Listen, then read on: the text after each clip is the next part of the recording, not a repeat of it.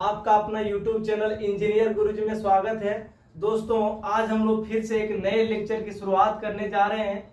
आज हम लोग त्रिकोणमिति के कुछ अनुप्रयोग का ये आपका तीसरा लेक्चर है।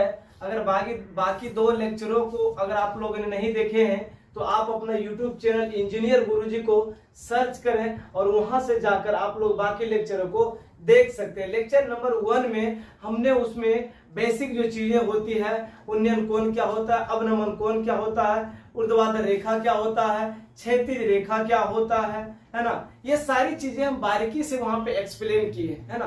तो आज हम लोग क्वेश्चन जो त्रिकोणमिति का कुछ अनुप्रयोग होगा, ये आपका अध्याय नंबर 9 है। इसका उदाहरण क्वेश्चन जो होगा वो हम लोग आज 5वां उदाहरण बनाने का प्रयास कर रहे हैं। ये उदाहरण नंबर हम लोगों ने 4 तक लेक्चर नंबर 2 में बना करके डाल दिए हैं। उस लेक्चर को एक बार जरूर देख ले, है ना। चलिए, तो क्वेश्चन नंबर आप लोग उदाहरण नंबर 5 का जरूर ध्यान दीजिए, है ना। जैसे कि आप लोग बोर्ड पर क्वेश्चन को देख पा रहे हैं, है ना। क्वेश्चन कहना क्या चाह रहा है,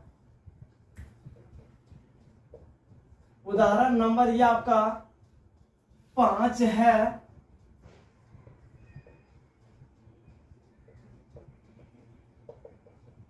उदाहरण नंबर ये आपका 5 है। उदाहरण नंबर 5 में कह रहा है, एक समतल जमीन पर खड़ी मीनार की छाया उस स्थिति में 40 मीटर अधिक लंबी हो जाती है जबकि सूर्य का 49 कोण 60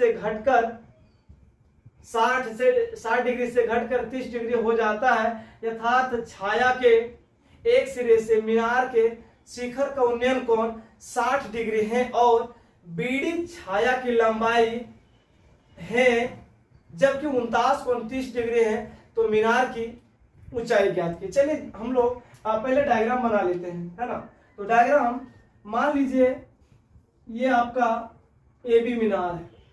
एबी क्या है, ये मीनार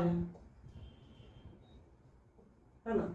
एबी मान लेते हैं ये मीनार है, भवन है ना। ये मीनार ये ऊर्ध्वाधरता जमीन पर से खड़ा है। ये जमीन पर जब खड़ा होगा तो इसकी छाया समतल जमीन पर बनता है। और ये मान लेते हैं ये मीनार की जो छाया बीडी है, ये है ना। ये मीनार एबी है, ये ऊर्ध्वाधर जमीन पर खड़ा है। जब इसकी छाया बनेगी तो धरातल पर बनेगी, समतल जमीन पर बनता है। और एबी जो मीनार उसकी छाया ये बीडी है। कह रहा है क्वेश्चन कि मीनार के शिखर का 49 कोण यानी उन्नयन कोण 60 डिग्री से घटकर 30 डिग्री हो जाती है। तो देखिए, जब ये कोण पहले भूमि के यानी धरती से किसी बिंदु से मीनार के शिखर का उन्नयन कोण 60 डिग्री था, 60 डिग्री है, फिर कहता है 60 डिग्री से घटकर 30 डिग्री हो जाता है। कब? जब ये छाया 40 मीटर अधिक दूरी बढ़ जाता है तब। जैसे अभी तक ने मीनार की जो ऊंचाई ये भी था, उसकी छाया जब 60 डिग्री कोण पर था तो इसकी मान लेते हैं 100 मीटर दूरी था, ठीक है। जब इसका कोण 60 डिग्री से घटकर 30 डिग्री हो जाता है तो प्रश्न का कहना है कि ये छाया की जो लंबाई होगी 40 मीटर और अधिक बढ़ जाती है ना। तो 40 मीटर और अधिक बढ़ने का मकसद है, और यहाँ से शिखर से इसको क्या करें, मिला दीजिए। तो देखिए, यहाँ से मान लेते हैं ये बीडी मीनार की कुल छाया की लंबाई है ना। और यहाँ से हम इसको मान लेते हैं सी, और कह रहे हैं 40 मीटर अधिक दूरी बढ़ जाता है। कब? जब थीटा 60 से घटकर 30 डिग्री हो जाती है। थीटा 60 से घटकर 30 डिग्री हो जाती है। तो प्रश्न का कहना है कि मीनार कितनी ऊंचाई का है, ये ज्ञात कर दीजिए, है ना। तो चलिए, इसको मीनार की ऊंचाई निकालने के लिए कहा जा रहा है। तो इसको हम लोग लिखेंगे यहां से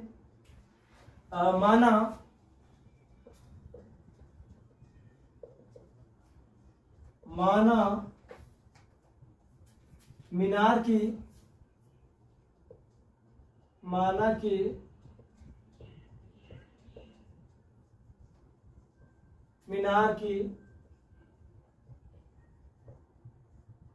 ऊंचाई, ये मीनार की ऊंचाई आपका ये भी है, इसे आप एच जो मानना है मान लीजिए, है ना। मीनार की ऊंचाई ए बी बराबर h मीटर है। इसको हमको वैल्यू को निकालना है, क्योंकि हमने बीसी को x मान के रखे हैं, इसीलिए मीनार की ऊंचाई ए बी को हम लोगों ने इसे h मान ली है, h मीटर है ना। अब यहां से लिखेंगे बीसी आपका x मीटर है ना। BC बराबर x मीटर माने हैं। अब ध्यान देंगे कि जो एंगल आपका बन रहा है कौन ACB है ना, यहां से ACB आपका ये बन रहा है 60 डिग्री का कोण। अब फिर दिया है ADB, ये आपका 30 डिग्री का कोण है। तो यहां से लिखेंगे एंगल ADB बराबर 30 डिग्री है। आप इसे एक बार क्या कीजिए, समकोण त्रिभुज ABC लीजिए, तो हम लोग इसको यहां से एक वैल्यू को निकाल पाएंगे। फिर एक बार ABD लेंगे है ना, तो पूरा निकल जाएगा। तो चलिए यहां से हम लोग लेंगे पहले समकोण त्रिभुज है ना, या कुछ और लिखना चाहते तो आप लोग लिख सकते हैं, या छोड़ दीजिए। यहां से लिखिए समकोण त्रिभुज,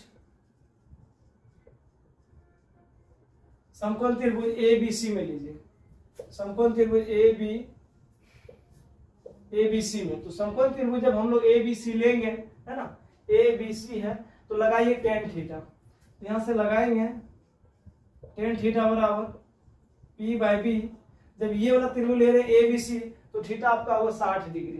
तो यहां से लिखेंगे tan 60 बराबर, देखिए लंब क्या होगा, AB आपका लंब होगा यानी जो मीनार की ऊंचाई है, बेस क्या होगा आपका BC होगा।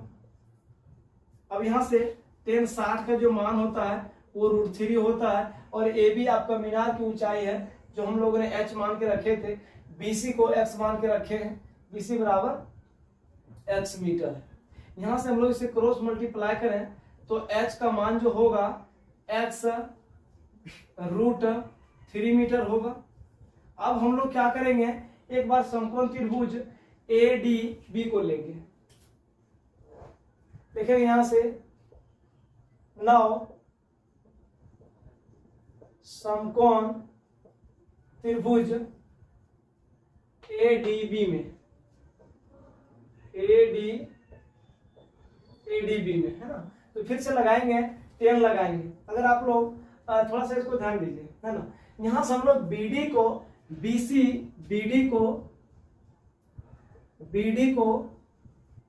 BC प्लस CD लिख सकते हैं। तो BD का जो मान होगा आपका, BC को हम लोगों ने x माने हैं और CD आपका 40 मीटर। तो यहां से BD टोटल आपका निकल गया है ना, BD टोटल निकल गया 40 मीटर। तो लगाइए tan थीटा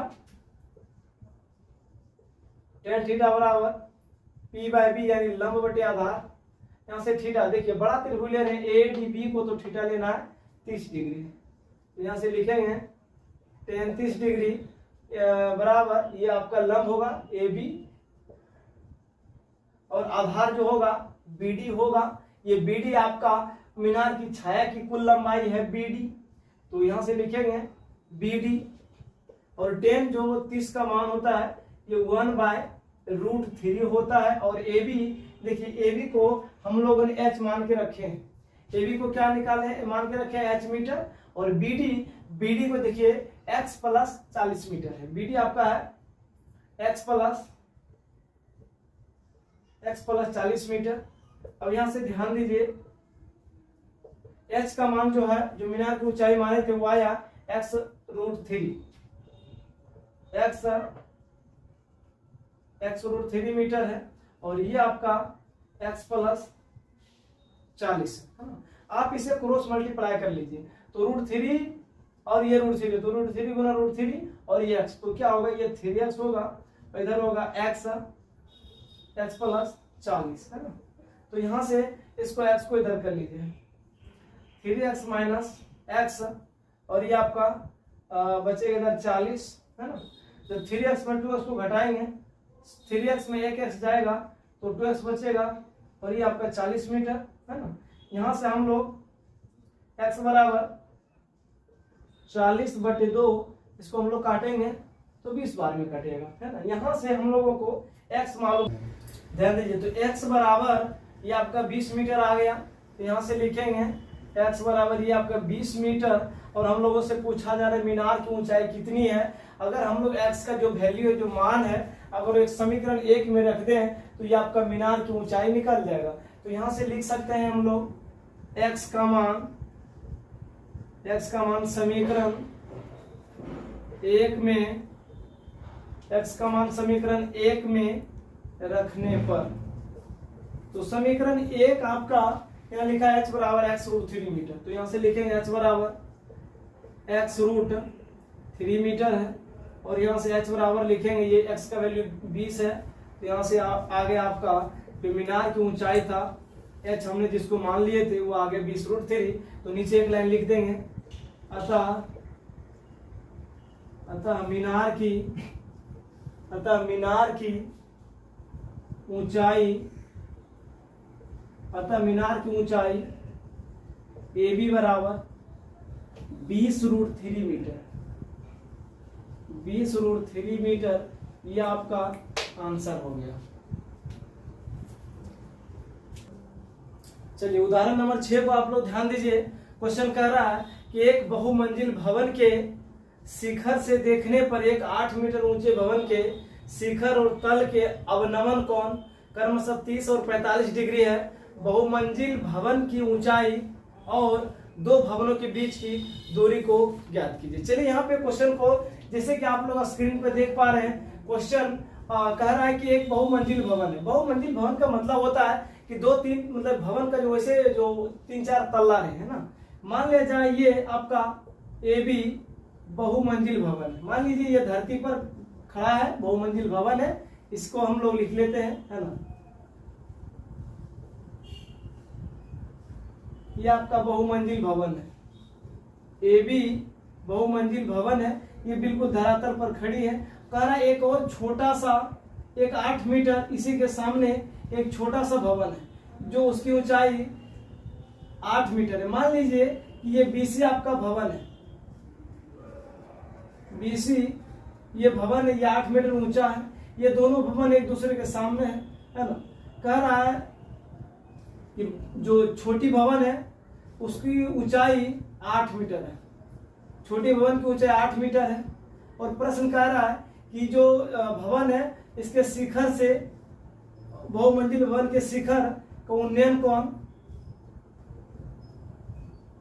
कोण, देखिए यहां से कोई व्यक्ति देख रहा है, मान लीजिए ये कोई व्यक्ति है, ये छोटी सी भवन को शिखर बिंदु है ना, ये उसका शिखर बिंदु, ये इसका पाद बिंदु है, ये कोई प्रेक्षक है यहाँ से नीचे की ओर देख रहा है भवन के शिखर बिंदु को, तो इसका जो दृष्टि रेखा होगा वो बिल्कुल सीधा होगा। तो कहा जा रहा है यहाँ देखने पर जो अवनमन कोण बन रहा है वो पहले 30 डिग्री बन रहा है, 30 डिग्री बन रहा है। फिर से ये भवन के पाद बिंदु पर जब देखता है ये प्रेक्षक, तो उसका जो अवनमन कोण बनता है वो 45 डिग्री का बन जाता है, उसका जो प्रेक्षक का अवनमन कोण बनता है वो 45 डिग्री, यानी ये आपका 45 डिग्री होगा, है ना। तो जब ध्यान दीजिए यहाँ B जो भवन की शिखर बिंदु है, इसे हम लोग यहाँ से क्या करेंगे, मिला दीजिए, ये मिला दिए हैं। अब इसका कुछ नाम दे दीजिए, मान लीजिए यहाँ पे E बिंदु है, यहाँ आपका E पॉइंट है, तो AB आपका बहुमंजिल भवन की कुल ऊंचाई होगी, BC आपका भवन की ऊंचाई है जो 8 मीटर दिया है। बहुमंजिल भवन के शिखर पर एक लड़का यानी एक प्रेक्षक है जो छोटी भवन के शिखर को जब देखता है तो उसका उन्नयन कोण 30 डिग्री का बनता है। और फिर जब ये लड़का यानी प्रेक्षक भवन के पाद बिंदु को देखता है तो अवनमन कोण 45 डिग्री बनता है। तो क्वेश्चन का कहना है बहुमंजिल भवन की ऊंचाई ज्ञात कीजिए और दो भवनों के बीच की दूरी, यानी आप लोग को ये BC यानी दो भवनों के बीच की दूरी मान लिया जाए x मीटर है, ये आपको ज्ञात करना है। दूसरा यानी बहुमंजिल भवन है ना, ये आपका बहुमंजिल भवन कितना है, ये AB है ना, AB को मान लेते ये h ऊंचाई है, ये h ऊंचाई तक है ना, बहुमंजिल भवन की कुल ऊंचाई h है, इतना इसको मान लीजिए h मीटर है।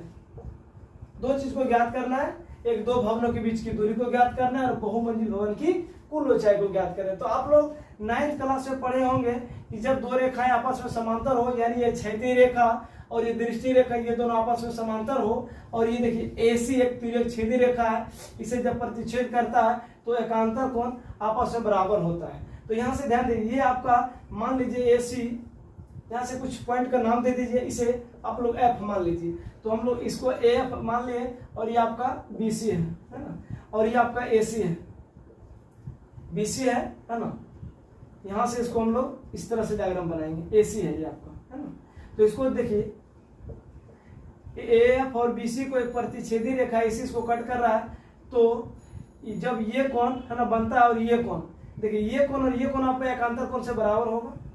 और फिर से अगर हम लोग बात करें ये कोण और ये कोण आपका समूह कोण से क्या होता है, बराबर होता है। यहाँ से जो ये कोण बना है ना, एकांतर कोण से ये दोनों कोण आपस में क्या होगा, बराबर होगा। तो ये आपका 30 डिग्री हो जाएगा। अब फिर से यानी जो एंगल बना है यहाँ पे EAF 45 डिग्री, तो ये आपका एकांतर कोण से ये भी कितना होगा, 45 डिग्री होगा। तो हम लोगों से जो निकालने के लिए कहा रहा है उसको निकालना है, ध्यान दीजिए आप लोग, है ना। तो यहाँ से लिखेंगे माना बहुमंजिल भवन की कुल ऊंचाई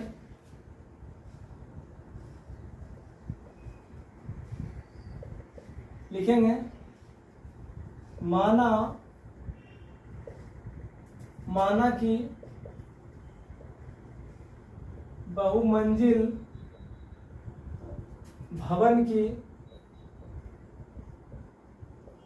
बहुमंजिल भवन की कुल ऊंचाई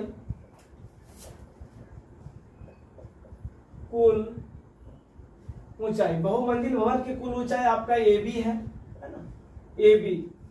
तो AB को हम लोग क्या क्या लिख सकते हैं, AE प्लस BE। अगर हम लोगों को AE और BE निकल जाए, AE और BE इन दोनों को जोड़ देंगे तो बहुमंजिल भवन की कुल ऊंचाई निकाल पाएंगे। और यहां से लिखेंगे दो भवनों के बीच की दूरी, दो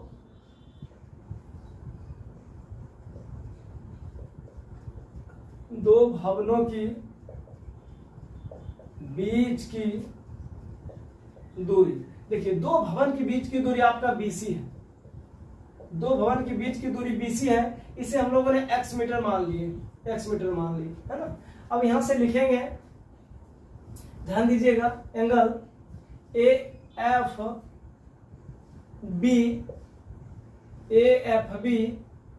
AFB बराबर ABE बराबर ये आपका 30 डिग्री होगा। कैसे होगा, तो एकांतर कोण से।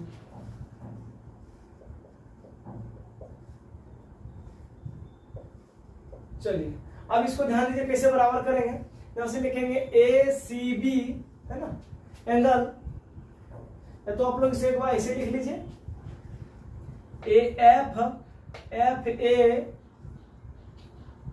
FAC, है ना। यहां से लिखेंगे एंगल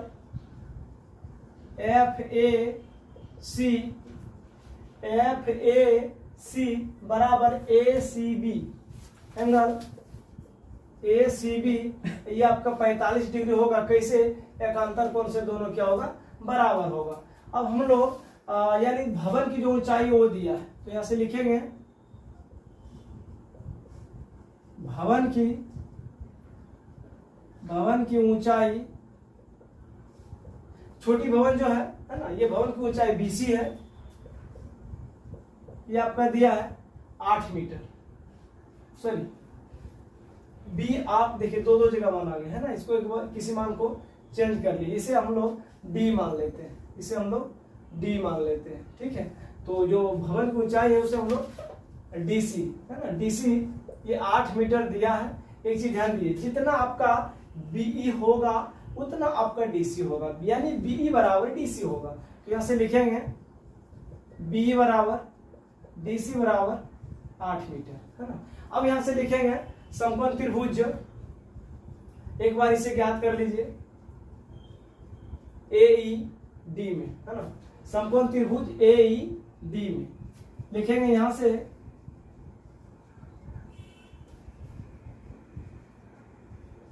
समकोण त्रिभुज AED में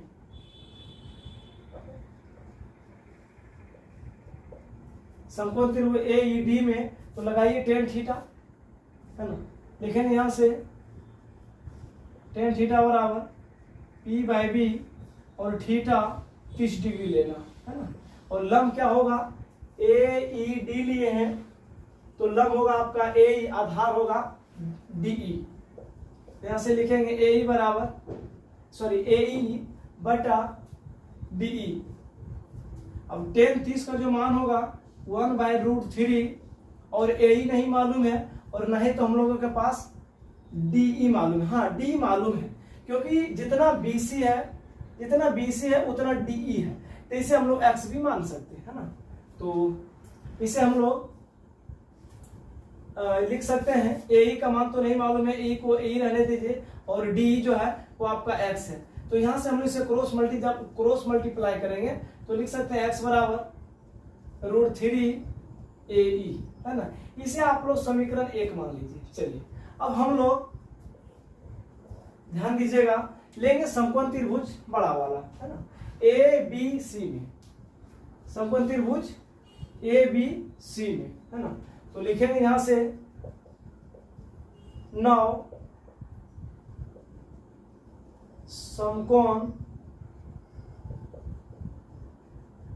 समकोण त्रिभुज ABC में, तो लिखेंगे फिर से tan थीटा बराबर P/B और tan थीटा का मान कितना लेंगे, ये थीटा का मान लेना 45 डिग्री, तो यहां से लिखेंगे ये 45 डिग्री। ये देखिए ये वाला कौन है, यानी बड़ा त्रिभुज हम लोग ले रहे हैं, तो लंब होगा आपका पूरा AB, यानी बहुमंजिल भवन की कुल ऊंचाई। तो यहां से लिखेंगे AB और आधार होगा आपका BC। अब tan 45 का जो मान होता है 1 होता है। अब ध्यान दीजिए AB का मान, AB को हम लोगों ने क्या लिख के रखे हैं, AE + BE, है ना, AE +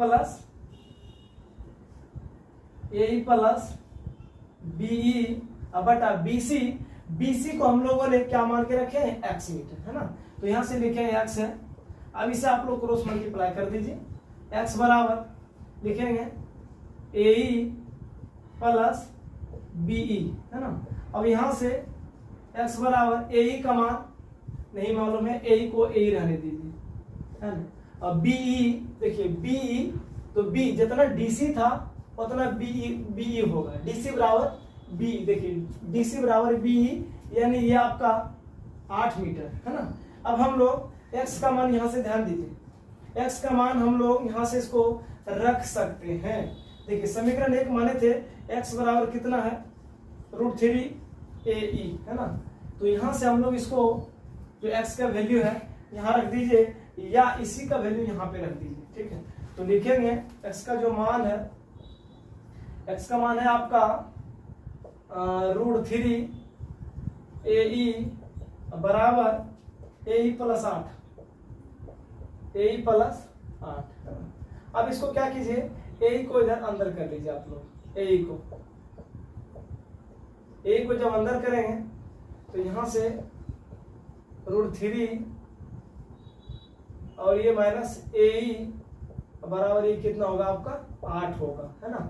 तो यहां से हम लोग पहले AE को कॉमन कर लीजिए, AE जब हम लोग कॉमन करेंगे तो बच जाएगा आपका √3 - 1 बराबर 8। ध्यान दीजिए यहाँ से AE इंटू √3 - 1 बराबर 8 है, तो AE इसके साथ में ये इंटू में इधर लाएंगे तो डिवाइड में होगा, है ना। तो हम लोगों को निकालना है कि बहुमंजिल भवन की कुल ऊंचाई कितनी है, और बहुमंजिल भवन की कुल ऊंचाई आपका AB है। तो यहाँ से हम लोग लिखेंगे अतः बहुमंजिल भवन की कुल ऊंचाई, AB को हम लोग लिख सकते हैं AE + BE, जो कि यहां से हम लोगों ने AE का मान निकाल के रखे हैं, और BE का मान आपका जितना DC होगा उतना आपका BE होगा। तो हम लोग इसको यहां से लिखेंगे बहुमंजिल भवन की जो ऊंचाई AB बराबर AE निकाल के रखे हैं 8 बटा √3 - 1 प्लस BE आपका होगा 8। यहां से हम लोग इसको एलसीएम लेंगे तो लिखेंगे AB बराबर, ये दोनों का एलसीएम लेंगे तो √3 - 1, इससे ये डिवाइड होगा तो ये होगा आपका 8 प्लस, और यहां से इसको जब हम लोग डिवाइड करेंगे तो ये होगा 8 इंटू √3 - 1। यहां से लिखेंगे AB बराबर 8 प्लस ये 8 √3 और ये -8, है ना, और ये बटा होगा आपका √3 -1, ये -8 और ये +8 दोनों कट गया। यहाँ से लिखेंगे AB बराबर 8√3 बटा √3 -1। इसको हम लोग हरों का परिमेयकरण करेंगे। तो हरों का परिमेयकरण में क्या होता है, जितना हर में रहे उसका जस्ट अपोजिट मान लेकर कोई वैल्यू, अगर ये माइनस में तो हम लोग प्लस में लिखेंगे, मान सेम रखेंगे लेकिन साइन को माइनस प्लस को ध्यान देंगे। तो हम इसको लिखेंगे √3 + 1 बटा √3 + 1। अब यहाँ से इसे हम लोगों ने हरों का परिमेयकरण कर रहे हैं, तो लिखेंगे AB बराबर, इसको मल्टीप्लाई करेंगे, है ना, तो ये होगा आपका √3 × √3 3 और ये प्लस, है ना, ये होगा आपका 8√3, है ना। आप इसे मल्टीप्लाई करके एक साथ ही लिख दीजिए, अर्थ क्या होगा, ये आपका 24। और यहाँ से हम लोग इसको a - b × a + b के रूप में जब तोड़ेंगे तो होगा √3 का स्क्वायर और ये -1 का स्क्वायर, है ना। तो यहाँ से लिखेंगे AB बराबर, देखिए 8 को कॉमन कर लीजिए, जब 8 हम लोग कॉमन करेंगे तो यहाँ बचेगा आपका 3 +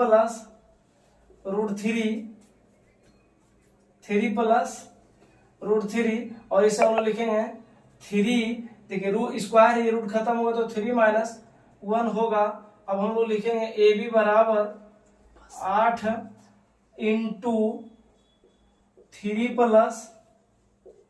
√3 और ये बटा 2, इसे हम लोग 2 से काटेंगे, ये 4 टाइम्स में कटेगा। अब हम लोग ध्यान देंगे, यहां से लिखेंगे इसको,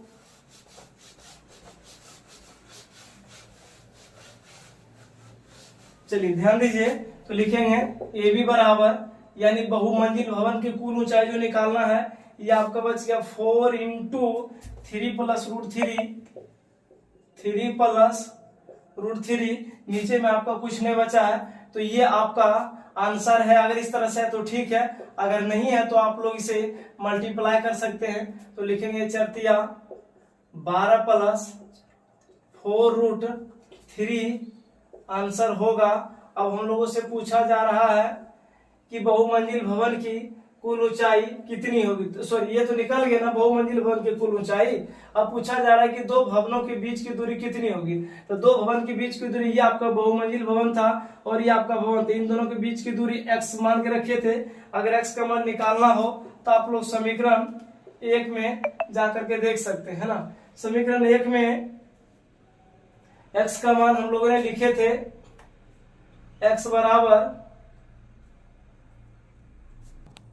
चलिए ध्यान दीजिए, अगर आप लोग समीकरण 1 से भी लिए तो वही मान आएगा। अगर आप लोग ध्यान दीजिएगा कि पूछा जा रहा है कि दो भवनों के बीच की दूरी ज्ञात करने के लिए, तो एक चीज आप लोग ध्यान दीजिएगा कि tan 45 डिग्री पर आधार और लंब दोनों समान होता है। तो जितनी बहुमंजिल भवन की ये ऊंचाई आया है उतना ही दो भवनों के बीच की दूरी होगा, क्योंकि tan 45 डिग्री पर आधार और लंब आपस में क्या होता है, बराबर होता है। तो आप लोग समीकरण 1 से भी निकाल सकते हैं, या तो हम लोग इसको दूसरे तरीका से ले तो लिखेंगे यहां से समकोण त्रिभुज ABC में ले लीजिए, लिखेंगे समकोण त्रिभुज ABC में। जब समकोण त्रिभुज देखिए ABC समकोण लेंगे तो आप tan लगा दीजिए, लिखेंगे यहां से tan थीटा बराबर P/B। अब ध्यान दीजिए आपका थीटा 45 डिग्री होगा, तो यहां से लिखेंगे tan 45 डिग्री बराबर लंब, देखिए लंब आपका होगा AB होगा टोटल AB और आधार होगा आपका BC।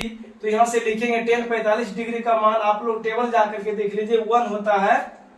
और यहां से हम लोग AB आपका जो बहुमंजिल भवन की कुल ऊंचाई था, हम लोगों ने 12 + 4√3 निकाल के रखे, इसका मान यहां से आप लोग रख सकते हैं। यहां से लिखेंगे 12 + 4√3 और BC आपका है ना, BC निकालने के लिए कहा जा रहा है। BC जो है ना, ये दो भवनों के बीच की दूरी है। तो दो भवनों के बीच की दूरी हम लोगों ने x मान के रखे थे, आप इसे क्रॉस मल्टीप्लाई कर लीजिए, x × 1 तो x होगा, और यहां से हम लोग इसको लिखेंगे तो ये होगा 12 + 4√3 मीटर। यानी हम लोगों ने देख लिए कि दो भवनों के बीच की दूरी 12+4√3 और दो भवनों के बहुमंजिल भवन की ऊंचाई निकाल दिए और दो भवनों के बीच की दूरी को निकाल दिए। ये आपका आंसर हो गया। अब हम लोग क्वेश्चन नंबर, चलिए नीचे लिख दीजिए आप लोग, अतः दो भवनों के बीच की दूरी, तो दो भवन आपके, एक बहुमंजिल भवन था और एक छोटा वाला भवन था, इसके बीच की दूरी हम लोगों ने BC माने। तो BC का मान हम लोग x माने थे और x का मान हम लोगों ने यहां से निकाल के रखे हैं 12+4√3 मीटर। ये आपका आंसर आ गया। क्वेश्चन नंबर 7 को आप लोग ध्यान दीजिए। जैसे कि आप लोगों का स्क्रीन पर क्वेश्चन दिख रहा होगा, क्वेश्चन कह रहा है कि एक नदी के पुल के एक बिंदु से नदी के सम्मुख किनारे के अवनमन कोण 30 और 45 डिग्री है। यदि पुल किनारों से 3 मीटर की ऊंचाई पर हो तो नदी की चौड़ाई ज्ञात कीजिए। देखिए, तो इसमें कहा जा रहा है कि देखिए ये आपका नदी की कुल चौड़ाई आपका AB है और नदी के ऊपर में इस तरह से कुछ डायग्राम हमने पुल बनाया है और ये नदी की कुल ऊंचाई कहिए या तो पुल की ऊंचाई कहिए, है ना। ये तो पुल की ऊंचाई जो है, पुल की ऊंचाई आपका PD है जो 3 मीटर दिया है। प्रश्न का कहना है कि नदी के पुल से अवनमन कोण बन रहा है नदी के दोनों किनारे की ओर। अगर हम लोग यहाँ से बात करें, ये आपका 30 डिग्री अब कोण बन रहा है, तो देखिए ये यहाँ से 30 बन रहा है, तो ये भी आपका कितना डिग्री होगा, 30 डिग्री होगा। क्योंकि आप लोगों को बेसिक लेक्चर में हमने बता चुके हैं कि अवनमन कोण ऊपर बनता है लेकिन देखना पड़ता है नीचे, और उन्नयन कोण बनता है नीचे लेकिन उसको देखना पड़ता है ऊपर। इस चीज को आप लोग ध्यान दीजिएगा। और एक चीज आप लोग और बताए हैं कि अगर दो समांतर रेखा हो, अगर उसे कोई तिर्यक छेदी रेखा काटे तो जो समांतर एक सम्मुख कोण जो होती है वो आपस में बराबर होती है। एकांतर कोण, जैसे ये वाला कोण और ये वाला कोण दोनों आपका एकांतर कोण होगा, और एकांतर कोण होने के नाते ये दोनों भी आपस में क्या होगा, बराबर होगा। तब जब दो समांतर रेखाएं होती है तो कुछ कंडीशन जैसे में समूह कोण बराबर होना, एकांतर कोण का बराबर होना, आसन कोणों का युग्म 180 डिग्री होना, है ना। और आपका जो ये आपका अंतः कोण है, अंतः कोण का योग भी 180 डिग्री होना। तो ये आपको ज्योमेट्री में कुछ चीजें वहां पे पढ़ने को मिलेगा। तो आप लोग सीधा यहाँ पे इतने समझ लीजिए कि जब दो समांतर रेखाएं हैं, यानी समांतर रेखा हम लोग का है, ये पुल हो गया आपका और नदी की चौड़ाई, ये दोनों आपका पैरेलल है, समांतर है, इसे कोई तिर्यक छेदी रेखा काट रहा है तो यहाँ से ये 30 डिग्री तो ये भी 30 डिग्री होगा, क्योंकि समांतर रेखाओं में जब प्रतिच्छेदी रेखा काटती है तो समांतर कोण आपस, एकांतर कोण आपस में क्या होती है, बराबर होती है। उसी प्रकार यहाँ पे कह रही है 45 डिग्री का कोण बना रहा है, तो यहाँ पर भी ये आपका 45 डिग्री होगा। तो पूछा जा रहा है कि नदी की चौड़ाई क्या होगा, ज्ञात कीजिए। तो यहाँ पे नदी की चौड़ाई टोटल है आपका AB, और AB को हम लोग मान लीजिए x मान लिए। नदी की चौड़ाई टोटल है AB और AB बराबर हम लोगों ने क्या किए, उसे x मान लिए। चलिए यहाँ से लिखेंगे पुल की ऊंचाई,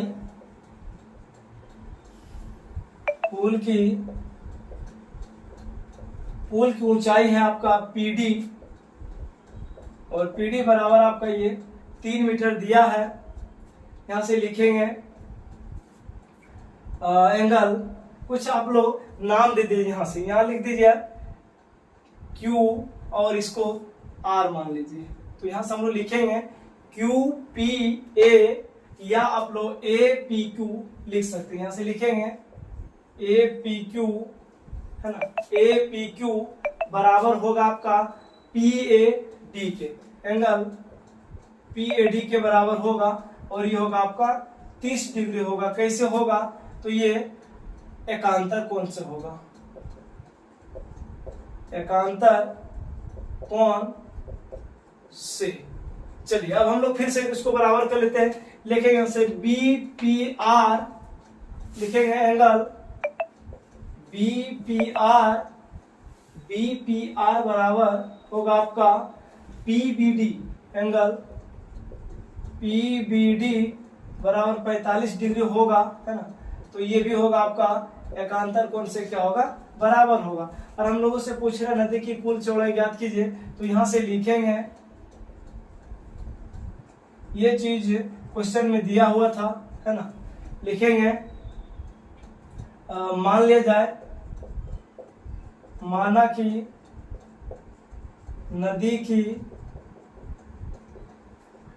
की चौड़ाई AB है, नदी की चौड़ाई AB। ऐसे क्या कीजिए, टोटल तो एक समाने हैं, लेकिन इस AB को हम लोग AD प्लस BD लिख सकते हैं, है ना। तो यहां से लिखेंगे AB, और ये टोटल को हम लोगों ने क्या किया, x मीटर मान करके रखे। चलिए छोड़ दीजिए। अब हम लोग लगाएंगे समकोण त्रिभुज PDAB। तो लिखिए, यहां से लिखेंगे समकोण त्रिभुज PDA में। तो समकोण त्रिभुज PDA लिए हैं क्योंकि हमको निकालना है नदी की चौड़ाई, और नदी की चौड़ाई इस ट्रायंगल से आप लोग PDA त्रिभुज से PD ज्ञात कर लीजिए, और PDB त्रिभुज से BD ज्ञात कर लीजिए, और AD प्लस BD को आप लोग जोड़ दीजिए और ये नदी की कुल चौड़ाई आ जाएगा। तो पहले हम लोग AD को ज्ञात कर लेते हैं। लिखेंगे यहां से tan थीटा, क्योंकि टेन लगाने इसलिए क्योंकि देखना है आपके पास ये लंब मौजूद है, आधार पूछा जा रहा है, तो लंब और आधार का रिलेशन जो देता है वो टेन देता है। तो लिखेंगे tan थीटा बराबर P/B, यानी P/B। थीटा का मान लेंगे, कौन सा ट्रायंगल त्रिभुज है, PDA, और जब PDA त्रिभुज है तो थीटा का मान लेंगे 30 डिग्री, और लंब को लेंगे, लंब होगा आपका PD और आधार होगा AD, अब tan 30 का मान आपको जानते हैं टेबल से कि होता है 1/√3, और PD जो पुल की कुल ऊंचाई है वो आपका 3 मीटर दिया हुआ है, और AD हम लोगों को निकालने के लिए कहा जा रहा है, तो AD को AD रहने दीजिए। आप इसे क्रॉस मल्टीप्लाई कर लीजिए, तो यहां से लिखेंगे AD बराबर 3√3 मीटर, ये आपका AD निकल गया। अब हम लोगों को निकालना है BD, तो BD निकालने के लिए यहां से लिखेंगे 9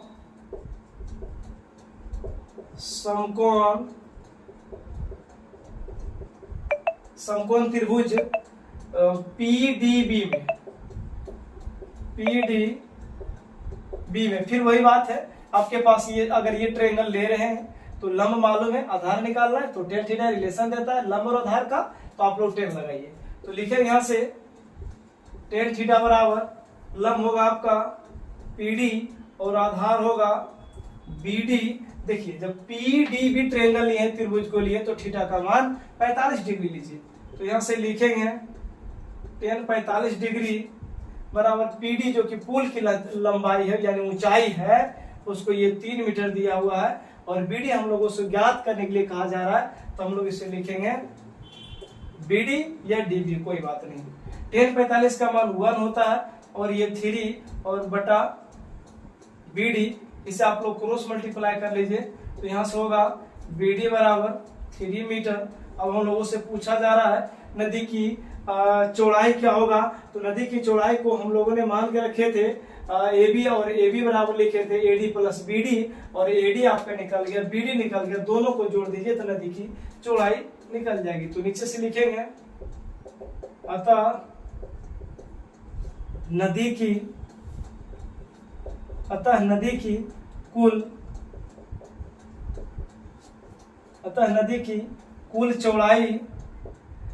कुल चौड़ाई AB है, और AB बराबर हम लोगों ने लिखे थे AD प्लस BD। तो यहां से लिखेंगे हम लोग